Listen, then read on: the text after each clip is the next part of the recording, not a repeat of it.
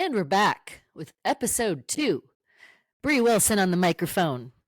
Episode 2 of my first ever podcast called Adventures in Adversity, an inspirational podcast that really, the purpose of it, my friends, is to motivate you to get through all the stuff you're going through, no matter what it is, just by hearing some inspiring stories.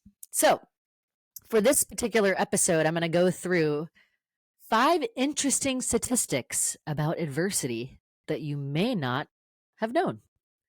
I personally always love hearing the science behind a lot of these sort of motivational frameworks and ways of getting through things, but it's really interesting to hear the science. So here we go.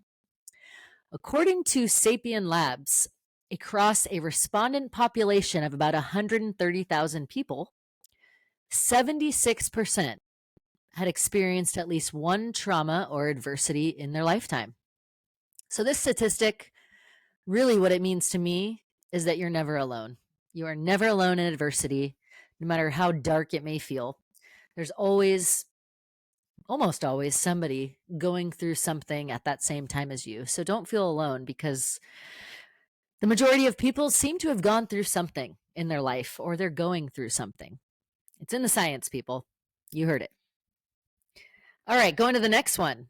Did you know that according to the European Journal of Personality, research on consequences of adversity is somewhat inconclusive? Adversity can be detrimental to mental health.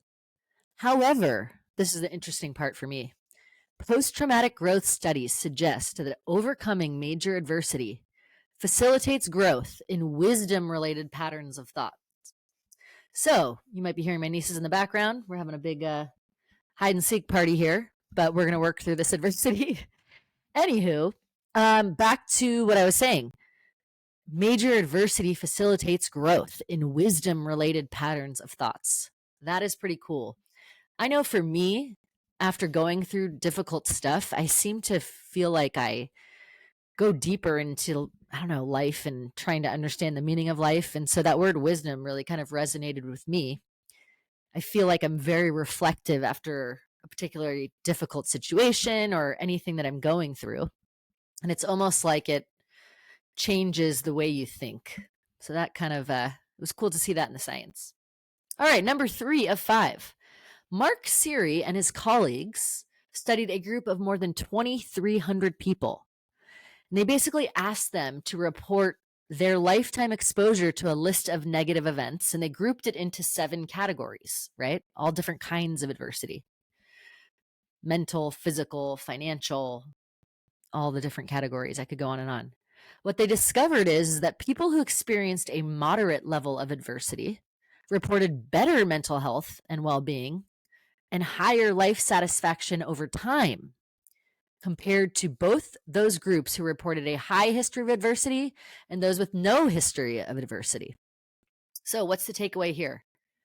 Adversity may not be bad for you, because a moderate level adversity reported better mental health and well-being and higher life satisfaction over time.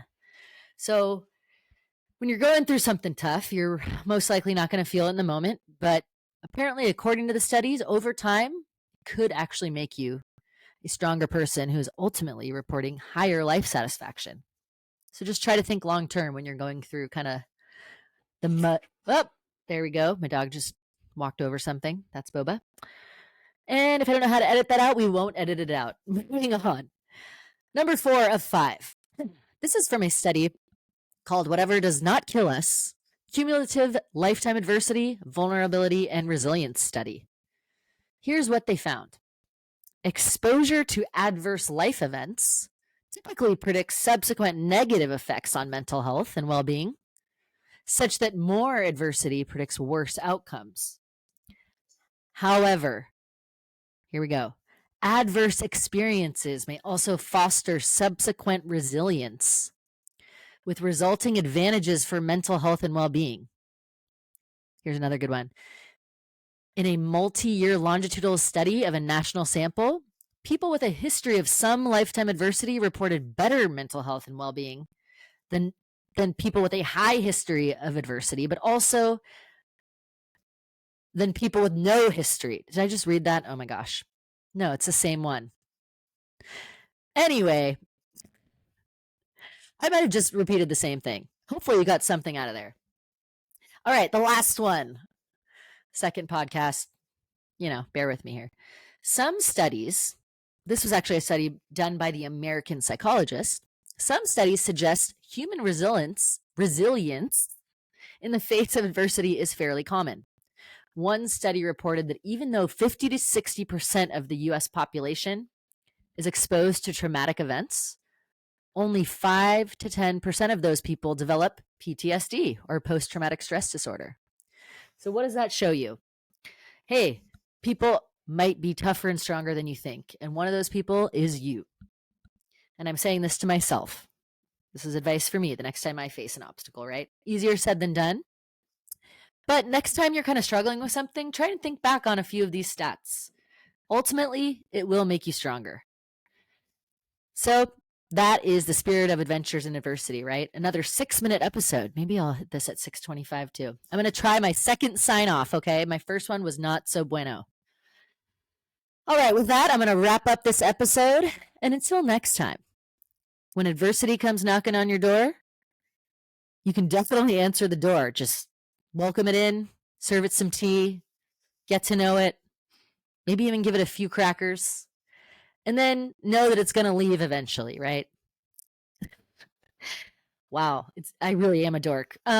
Maybe for these sign-offs, I'll just try and say something cheesy every time. We'll see how that goes. All right, people, thank you so much. Have a wonderful week, and I'll see you next time. Bye-bye.